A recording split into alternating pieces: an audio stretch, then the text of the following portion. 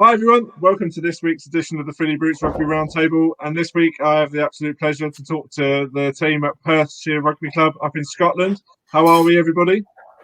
Good, thank you. Yeah, very well, thank you. Thanks for giving up some time tonight to come and chat on the show. It sounds like someone is making dinner behind someone. Yeah, my missus has just walked in. Throwing plates. It's like a Greek restaurant. Don't worry. It's all right. It's a professional outfit. Yeah, exactly. She's just crouched down. There's no crawling past.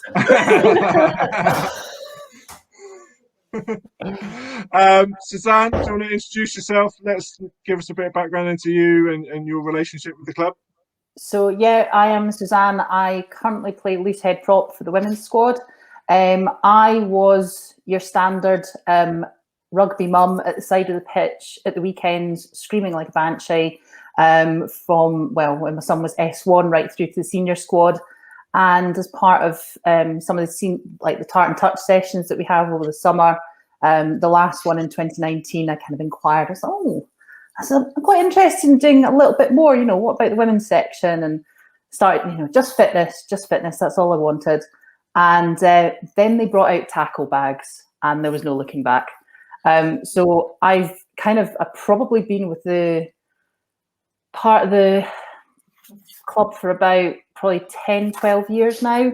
And yeah, I've kind of started making a little bit more noise now. And I think Sam and Matt will agree to that. But it's good noise. Absolutely, yeah. It's good noise. I was going to say white noise, but it's the same. Oh, harsh. Well, thanks for joining us. Matt, give us a bit of background on yourself.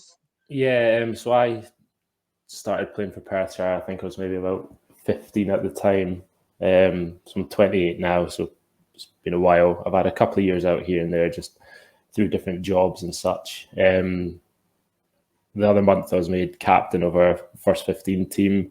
So congratulations. Thank you. I'm yet to do anything as captain. Thankfully, it's for this season and next season. So if this doesn't go ahead, then at least I'll get to do something. So yeah, just been playing rugby. That's about it, really. Well, yeah, thanks for coming on. And finally, Sam, welcome to the show. Introduce yourself to everybody. I'm Sam Mountain. I'm the director of rugby at Perthshire. I've only been here 8 to 9 months, so I'm still learning about the club hugely. Prior to that, I was coaching in Scotland and New Zealand and Australia, so I've just kind of come back from travels and ended up, here at Perthshire. In the middle of a lockdown, so you haven't. How was becoming a director of rugby in the middle of a global pandemic been?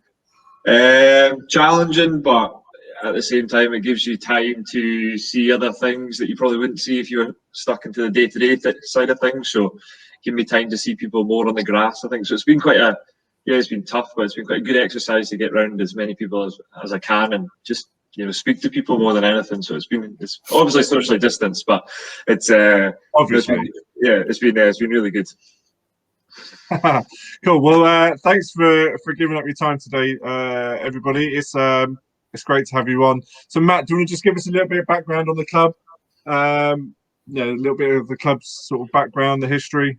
Yeah, so we were formed in 1868. We celebrated our 150th anniversary back. Where was it? It was like January 2019. It had been 150 years since we'd played our first game. And then we played like a tribute anniversary game as well, getting like past and present players of Perthshire along for that. So that was really good.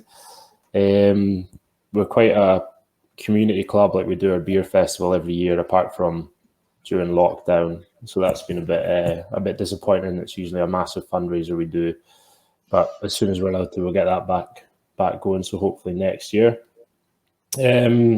Yeah, like I said, we're a community club, so we've got loads of schools in the area and stuff as well. So Sam's job is basically getting all the kids from there to come down and get involved in rugby. And how have you found that, Sam? Well, we've not been in at all at the moment. I think we had a stint in between October and December. So it's been a time to kind of maybe change the model and how you go into school rugby with that when we are allowed back in. So that's quite an exciting prospect we've got lined up with Aidan, who's the community coach. So that's going to be really good when we can get back into schools. And Matt, how many teams do you run? Sorry? How many teams do you normally run? How many teams do we run? Like, how many teams are there at the club? Well, how many do you have? A first 15, a second 15? Yes, we've got like a first 15, we've got a second 15, and then all the age groups like the Colts, under 18s, and the women's teams and everything as well. We've just recently started up a Was it P5 to P7 girls team? Yeah. So they had their first meet on Sunday there. So yeah, we're really trying to develop more women in rugby and just try and get them involved as much as possible. Fantastic. Yeah, it's exactly what it needs. So Suzanne, tell us about the year sort of before, 2019, I guess. What was 2019 going into 2020 like?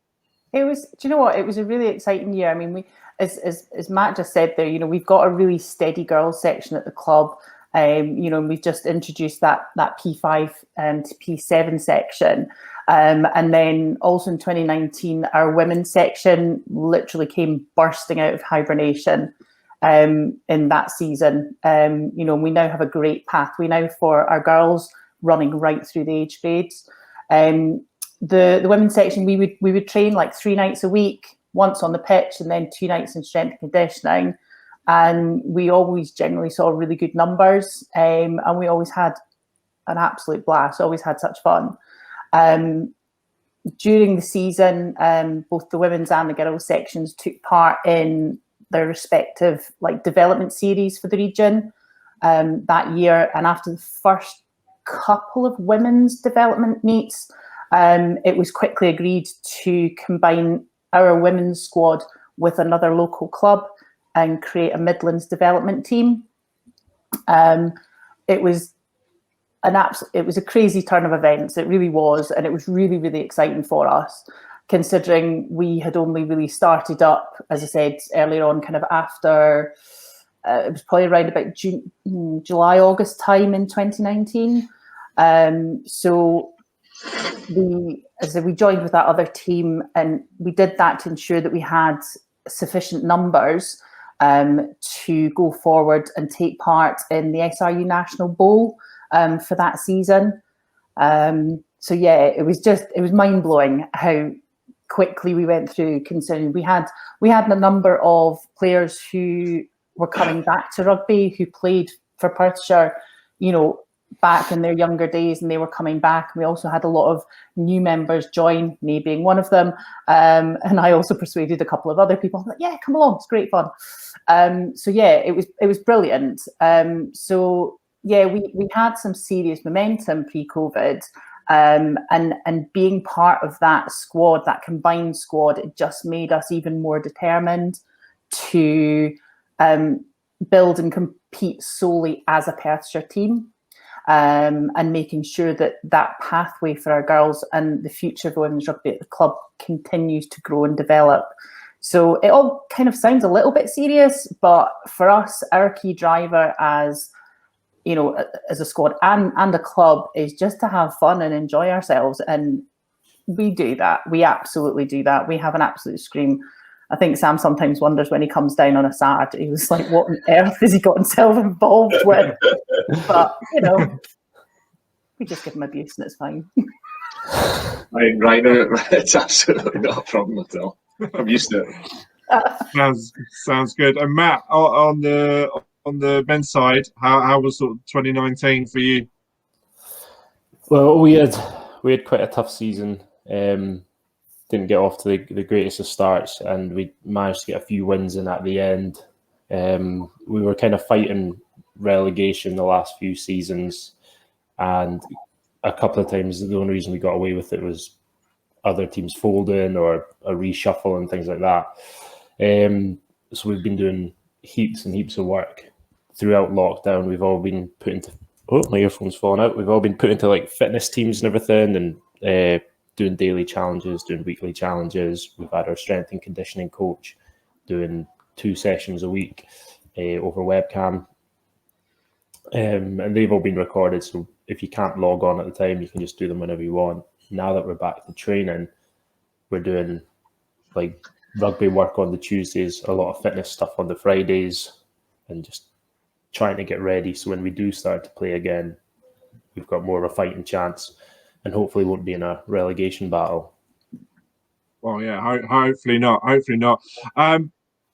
Perthshire is the first Scottish club that we've focused on over in these sort of series of episodes. So, Sam, do you want to just give us a bit of a rundown of what the situation is in Scotland at the moment? We know what it is in England, and Wales announced their roadmap last week as well. What is the situation up in Scotland? Yeah, so it varies for the age groups. So I think from 1-year-olds to 11-year-olds, you can have groups of 30 and you can play touch, but it's strictly non-contact. And then from 12-year-olds to seniors, there is a limit of 15 per bubble or per group you can have in any one session, and that session has to be socially distanced as well. So the coaches have been given quite a big task, although I think now up to 17 you can do touch rugby. So also our senior coaches have got a real task on their hand to try and keep varied social distance sessions with no touch throughout this kind of period. And they've definitely been challenged, but they've all done really, really well to kind of keep people coming back. I think a good barometer of that is people coming back, and the kind of frequent of numbers and the kind of consistency within the numbers. So they've been really well. I think May time that gets looked at for seniors, so it looks like touch rugby and then some contact for the juniors, but nothing's been released yet with regards to games. They've given us an estimate. They put out a questionnaire of where we would like to play and what have you. So that's still very much in the air. And once we get those kind of dates, we can work back pre-season and what we can do in the summer-wise if we have an off-season or we have some light, kind of engagement activities that we'll try and do. Well, hopefully it's not before long. But Sam, I'll come back to you. We've spoken about the year before lockdown, and as a new director of rugby, how have you been able to engage your new team, I guess, and over the last sort of 8 or 9 months? To be fair, without necessarily meeting them. Well, yeah, this is it. Like, so through lockdown, we've just recently had. You say lockdown 3, but it's only our second lockdown, I think. So through the second lockdown here in Scotland, we had webinar Wednesdays, which we put on for our kind of youth coaches. So we had people from Scottish Rugby and people out with Scottish Rugby, with contacts I've got, that just delivered webinars on a variety of different things. Clarky, our senior head coach, put on Rugby School, which was every Thursday, I think, Beeps. Yeah. And Clarky analysed stuff. He got people in. He engaged the senior members of the group by putting them in breakout rooms, getting them to discuss rugby and looking at it from a different lens almost, rather than it kind of, I think there was a lot of learnings within that. And then we also had, on a Tuesday, I think Beebs spoke about Valerio, the strength and conditioning coach. He put on a club-wide strength and conditioning session so families could join in and have a bit of, exercise through the week. So I think it worked really well, the re-engagement side of things across the club. I think it was fantastic. Everyone worked really hard just to try and touch base with one another. I think the youth section and the senior section done really well with that. They just kept in touch via social media or, like say, through fitness challenges. So I think we've come out the other end, not better, but in a decent place for what's going on. And Suzanne, how was it for the women's team, keeping everybody sort of upbeat and engaged? Well, I think probably like most of the teams, we've got our own WhatsApp group that, it's like anytime that, we're always reaching out to each other, anytime we need a whinge or just, always just reaching out and going, everybody okay, that type of thing. But I mean, we were also taking part in, the strength and conditioning with Valerio. We always enjoyed that. The rugby school, again, part and parcel of that is that there's a lot of us that are new to actually being on the pitch and playing. So as much as we kind of have an idea what the rules are, it was much easier to kind of go, right, okay, that now all makes sense. I get it. So it was really good to have that opportunity to to go into the breakout rooms, not just with your own peers, but also with the other senior sections and you know, some of the junior members as well, and just being able to understand it from each side. So it was really, really good. And you know, it's now we're coming out of lockdown too, and we've got a little bit on pitch stuff. As much as it's socially distanced, actually being able to hold on to a ball and throw it about a bit, it's great. So we were constantly champing at the bit, going, it's like, can we go yet? Can we go down the inch yet? Can we go down the inch yet? Please, can we go down the inch? We really want to go down the inch. So it was just, yeah, it has been a challenge. Particularly this second lockdown has definitely been harder than the first, and I think the fact that it was over the winter was definitely part and parcel of that. It's like last summer when, you know, this time last year when we were in lockdown, we had beautiful weather. It was 23 degrees. We were out, you know, in our gardens doing the strength and conditioning, and it was fantastic.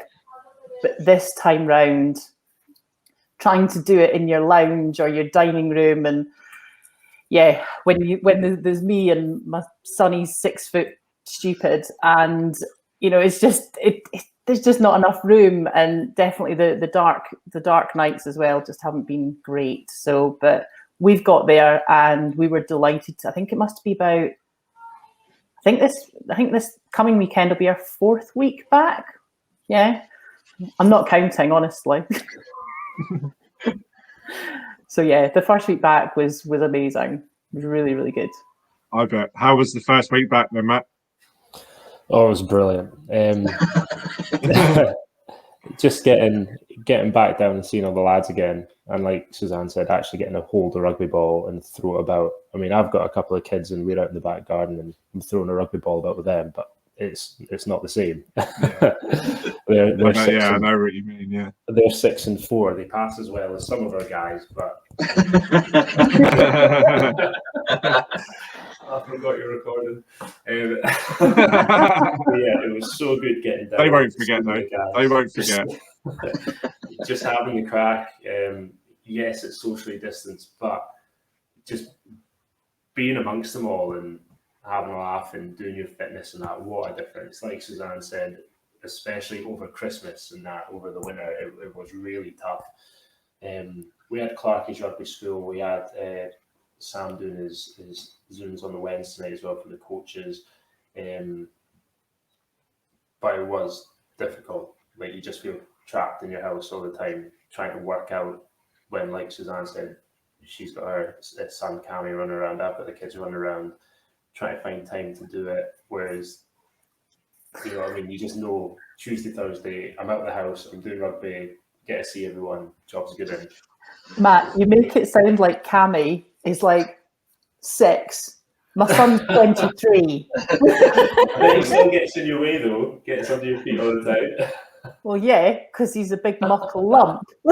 Exactly.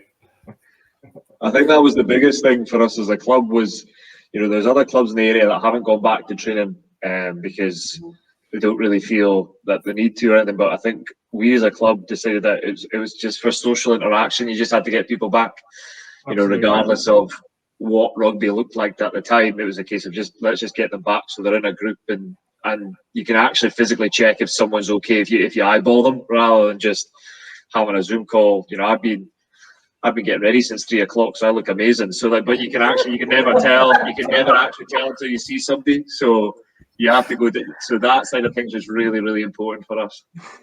Well, that's great. So Sam, sort of in your director of rugby position, where do you see the club heading in the sort of the short to medium term?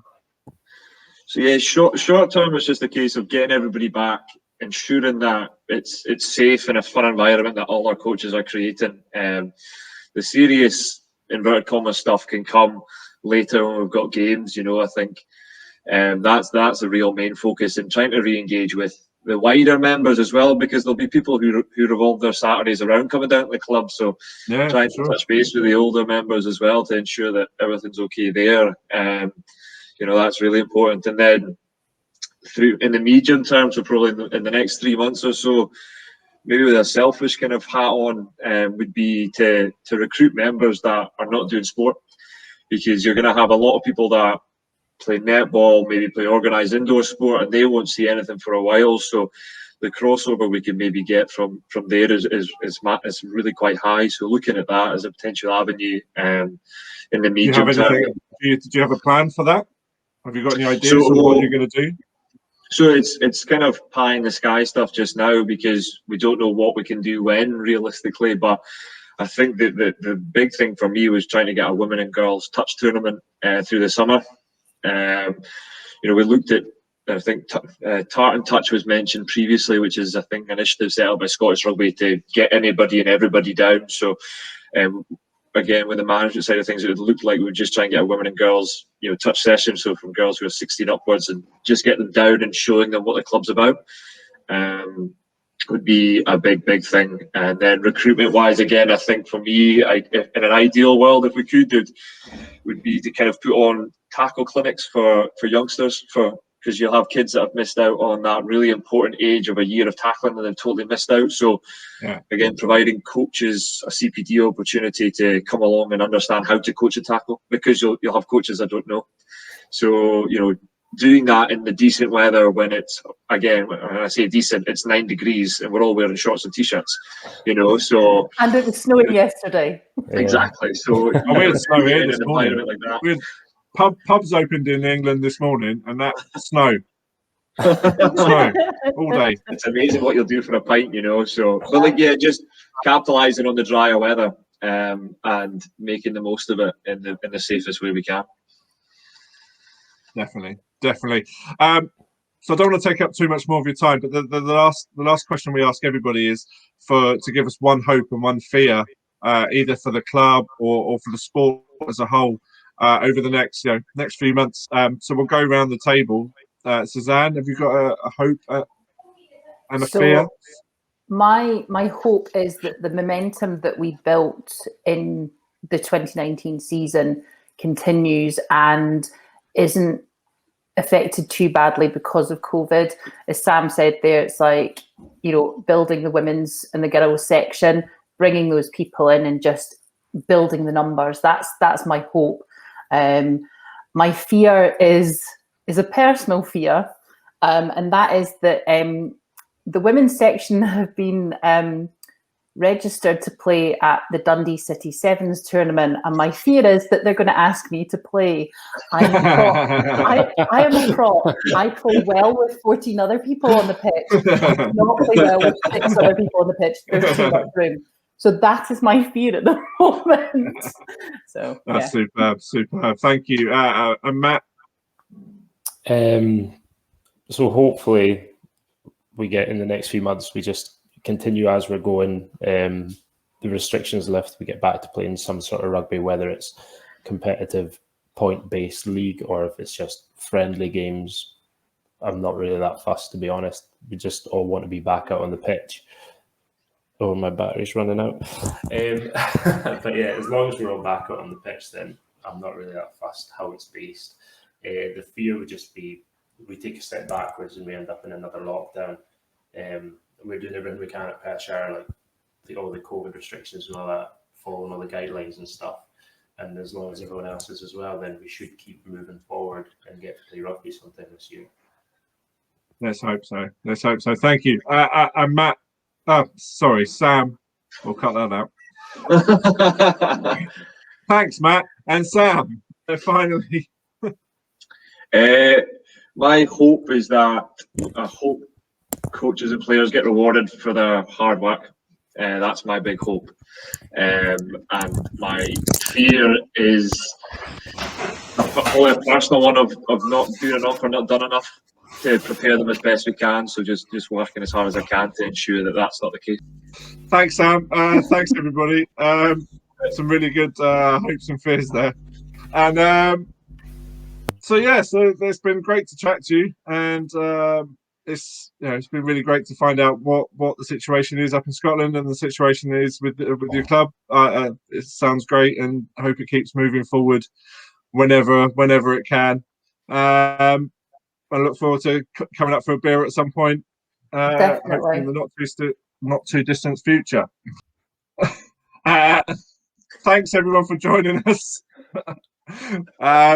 go to Rugby Store, get the 10% off FYB Pod. It's along the ticker if you're watching. It's in the description if you're listening.